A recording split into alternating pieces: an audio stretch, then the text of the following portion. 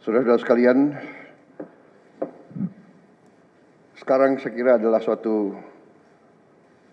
momen bersejarah. Ini adalah sidang kabinet paripurna pertama yang saya pimpin. Kabinet yang kita sepakati, kita beri nama Kabinet Merah Putih, untuk menjadi suatu simbol persatuan, simbol kebersamaan, simbol kebangsaan. Saya terus-menerus sudah beberapa tahun ini maju ke hadapan rakyat Indonesia, kepada semua pemimpin politik, pemimpin masyarakat, pemimpin agama, pemimpin pengusaha.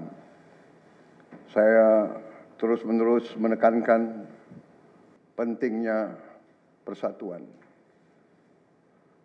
Sumber kunci keberhasilan kebangkitan suatu bangsa dalam sejarah manusia berabad-abad, kuncinya adalah bila elitnya bisa kerjasama, bila elitnya bersatu. Persatuan ini artinya adalah kita bisa sepakati mana adalah kepentingan nasional yang inti, mana adalah kepentingan nasional yang vital bagi kelangsungan hidup bangsa kita. Pentingnya persatuan. Kita masing-masing punya kepentingan politik masing-masing. Kita masing-masing punya kepentingan kelompok masing-masing. Tapi manakala kita sudah bicara tentang bangsa dan negara, kita harus sepakati kepentingan nasional yang vital.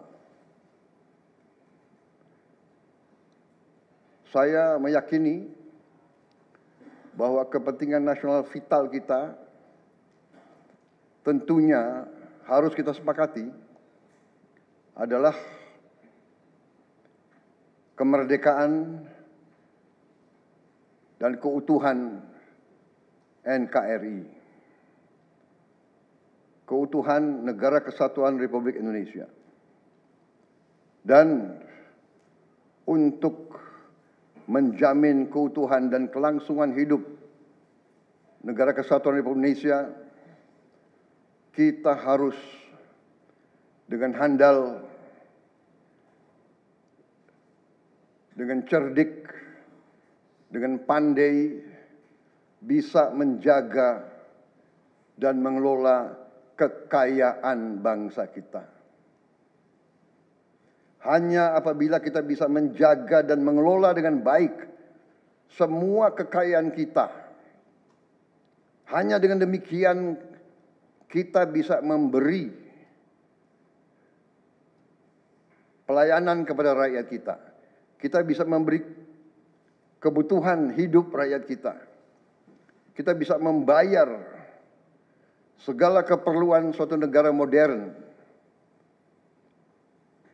Dan diantaranya tentunya adalah menjamin kedaulatan bangsa. Saya ingatkan saudara-saudara sekalian, jangan sampai kita lupa dengan Undang-Undang Dasar kita sendiri. Undang-Undang Dasar 1945. Yang jelas dalam pembukaannya tertera tujuan-tujuan nasional kita, di mana tujuan-tujuan nasional kita sangat jelas oleh pendiri-pendiri bangsa kita. Tujuan pertamanya adalah melindungi segenap bangsa Indonesia dan seluruh tumpah darah Indonesia. Ini tujuan nasional yang pertama. untuk kita survive. Karena itu kita perlu memikirkan apakah kita sudah cocok atau tidak investasi kita kepada pertahanan bangsa Indonesia. Kedua, tentunya memajukan kesejahteraan umum. Saya katakan berkali-kali bahwa negara yang merdeka, rakyatnya harus merasakan kemerdekaan. Janganlah kita bangga menjadi anggota G20 kalau rakyat kita masih banyak yang miskin, masih banyak yang lapar. Mencerdaskan kehidupan bangsa mutlak. Pendidikan bagi kita adalah prioritas yang sangat tinggi. Saya kira ini terlihat komitmen kita kepada pendidikan.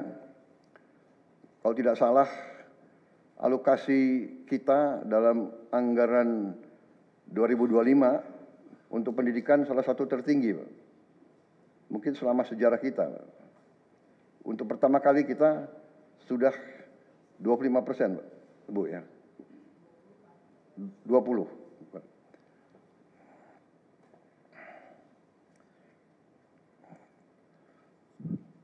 Jadi masalah pendidikan sangat utama. Ya tentunya tujuan nasional keempat kita juga hadir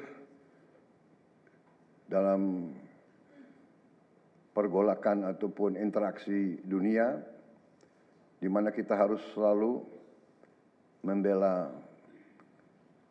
kemerdekaan bangsa-bangsa. Dan karena itu, mau tidak mau Indonesia harus kuat. Saudara-saudara sekalian, dalam hal ini semua, ada beberapa penekanan dari saya. Saya paham bahwa kita baru dilantik, saya saja baru 3 hari. Saudara-saudara baru 2 hari dilantik. Dan saudara-saudara, saya persilahkan secepat mungkin, terutama bagi menteri-menteri yang baru, silahkan konsolidasi sendiri, mengatur sendiri secepat mungkin administrasi saudara dan tim saudara di kementerian dan badan masing-masing. Penyusunan tim sangat penting. Tim yang baik, tim yang bisa kerjasama akan memudahkan kita mencapai target-target yang kita tentukan. Saudara-saudara, saya sangat mengutamakan kerjasama sebagai tim. Untuk itu, dalam waktu dekat, saya akan mengajak saudara-saudara ke Magelang, di mana kita akan melaksanakan beberapa hari menambah pembekalan. Kemudian kita akan adakan koordinasi di tempat di Magelang, Jawa Tengah, di kawasan Akademi Militer. Hal itu saya nilai bahwa akan membawa banyak manfaat, karena sesungguhnya lahirnya Republik kita memang proklamasi di Jakarta, tetapi ujian proklamasi berada di daerah-daerah di mana pejuang-pejuang kita melaksanakan perebutan kemerdekaan secara fisik. Dan daerah Magelang merupakan suatu sentra perlawanan kita terhadap penjajah. Mulai ratusan tahun dikenal sebagai daerah perjuangannya Pangeran Diponegoro di antara 5 gunung. Itu saya kira cukup membawa suatu aura tradisi keberanian, tradisi heroisme, tradisi cinta tanah air. Saudara-saudara sekalian, jumlah anggota kabinet kita sebanyak 48 menteri. Juga ada badan-badan yang sangat strategis. Ini memang lebih banyak dari pemerintah sebelumnya. Jumlah ini saya sadari memang bisa dianggap tergolong besar. Tapi memang bangsa kita bangsa yang besar. Kita tidak dapat pungkiri bahwa kita negara keempat terbesar di dunia dari jumlah penduduk. Dari luas wilayah, kita luasnya sama dengan Eropa Barat. Di mana Eropa itu terdiri dari 27 negara. Kita satu negara. Mengelola Eropa itu membutuhkan 27 menteri keuangan, 27 menteri pertahanan, 27 menteri dalam negeri. Saudara-saudara, kita seluas Eropa. Saudara-saudara sekalian, kita juga memilih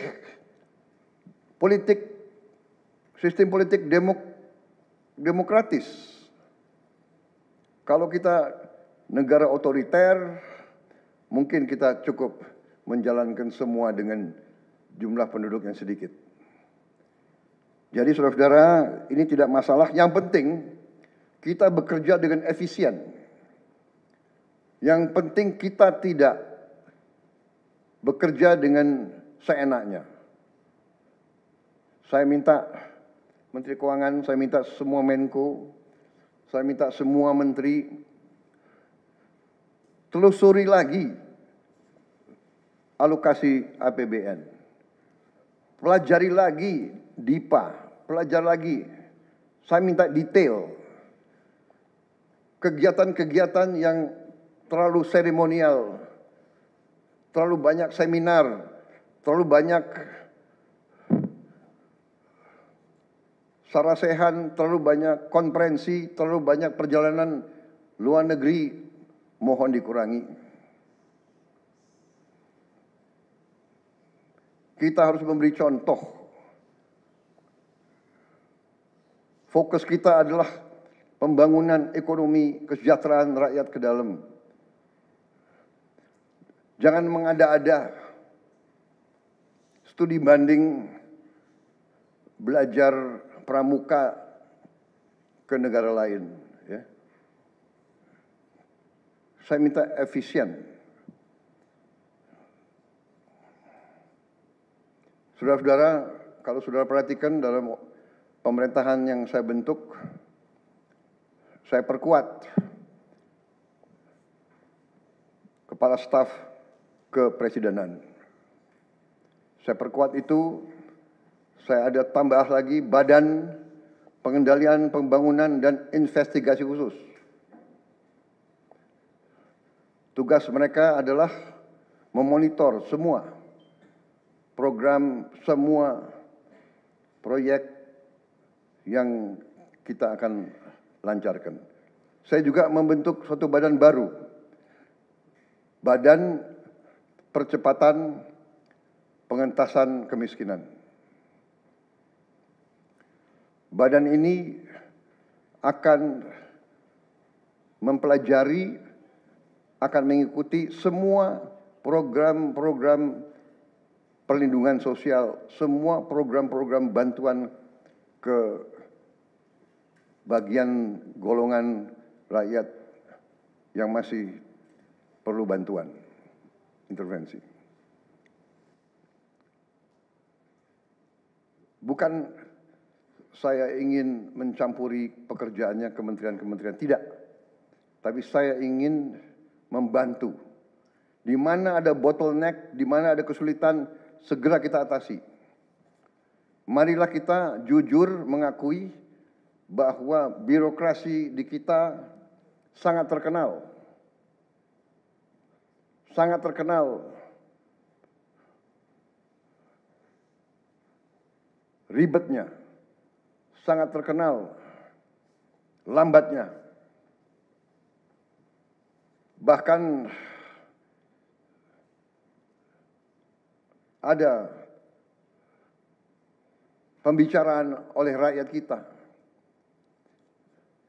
bahwa birokrasi pemerintah kita sering mempersulit, bukan mempermudah keperluan rakyat. Bahkan ada yang mengatakan kalau bisa dibikin sulit, kenapa dibikin mudah? Ya, ini saya minta menteri-menteri sekarang, mari kita lebih berani, mari kita lebih tidak ragu-ragu untuk memberi pelayanan yang terbaik kepada rakyat kita. Jangan ragu-ragu kalau saudara tidak puas dengan pejabat-pejabat di bawah Anda, laporkan, segera kita ganti. Begitu banyak orang yang mau mengabdi. Tidak ada orang di sini yang kebal, yang tidak patuh, tidak bekerja keras untuk bangsa dan negara dan rakyat. Saudara, saya beri wewenang, copot segera. Suruh tinggal di rumah aja, daripada bikin susah kita. Saudara-saudara sekalian, saya kira dalam waktu dekat saudara-saudara akan segera menyiapkan program kerja saudara masing-masing. Saya beri kesempatan segera, dan sewaktu-waktu terus saya akan panggil koordinasi. Tadi pagi sebelum sidang kabinet saya sudah koordinasi sama beberapa menteri, dengan Jaksa Agung, dengan BPKP, dan besok pun kita akan lanjutkan. Ada beberapa pengarahan dari saya, Menteri Bappenas, pastikan semua program dan kegiatan di semua kementerian lembaga mempunyai kontribusi yang signifikan, terukur, dan saling bersinergi. Pelajari kembali semua proyek. Jangan ada proyek yang mercusuar. Semua ditujukan kepada yang saya sampaikan pada pidato saya di depan Majelis Permusyawaratan Rakyat pada hari pelantikan saya. Kita harus swasembada pangan. Itu prioritas dasar karena situasi global. Perang besar bisa pecah setiap saat. Kita harus jamin kemampuan kita memberi makan rakyat kita sendiri. Swasembada energi mutlak. Kita bersyukur kita punya sumber alam yang sangat besar. Kita sekarang tidak boleh ragu-ragu memanfaatkannya sebaik-baiknya. Hilirisasi kunci daripada kemakmuran. Karena itu saya minta menteri-menteri terkait, Menteri Investasi, Hilirisasi, Menteri Bappenas, Menteri ESDM, dengan beberapa menteri lain, dibantu oleh tentu Menko Perekonomian dan Ketua Dewan Ekonomi Nasional, saya minta segera inventarisir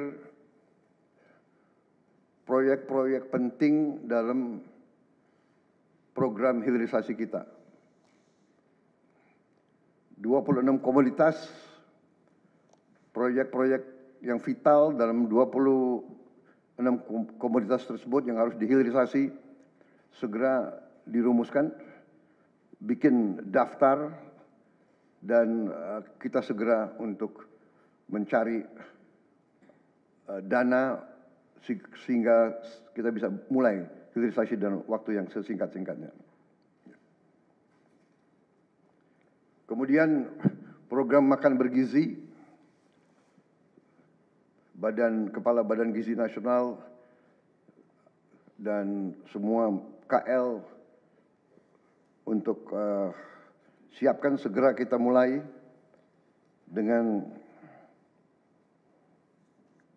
bergerak cepat, tepat sasaran, terukur, tapi jangan takut dengan kesulitan. Saya masih mendengar beberapa tokoh meragukan kemampuan kita untuk laksanakan itu. Saya tidak katakan bahwa ini bisa selesai dalam 1 minggu, 2 minggu, atau 3 bulan. Tidak ada di antara kita yang punya tongkat Nabi Sulaiman. Tapi kita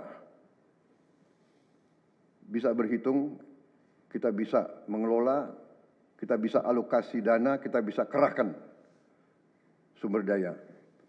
Dan kita akan mencapai target yang kita tentukan. Saya hakul yakin, saya pertaruhkan kepemimpinan saya. Bagi saya, makan bergizi untuk anak-anak dan ibu hamil ini adalah strategik. Yang tidak mendukung hal ini, silahkan keluar dari pemerintah yang saya pimpin. Kita satu tim, harus yakin semuanya.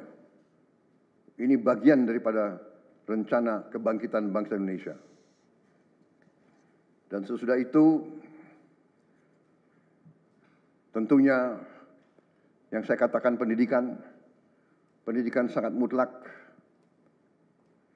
Saya sudah panggil Menteri Pendidikan Tinggi, Sains dan Teknologi dan Menteri Pendidikan Dasar Menengah.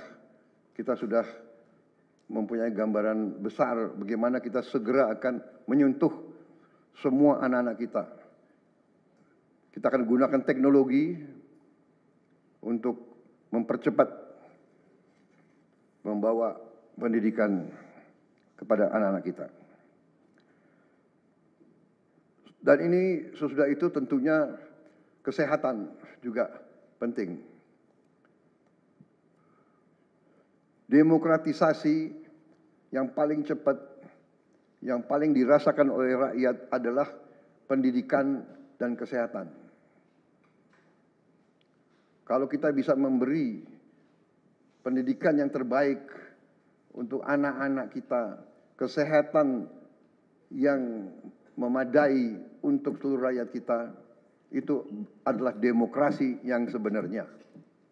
Saudara-saudara. Menteri Kesehatan, teruskan reformasi kesehatan, atasi kekurangan dokter dan tenaga kesehatan. Kita punya program khusus, nanti kita bahas tersendiri. Ini semua harus ditopang oleh pertahanan yang kuat, penegakan hukum yang tidak ragu-ragu. Saya minta Jaksa Agung, Kapolri, BPKP, Badan Intelijen Negara, fokus ancaman yang berat bagi kita, judi online, narkoba, penyelundupan, penyelewengan, korupsi, kebocoran. Hanya dengan penegakan hukum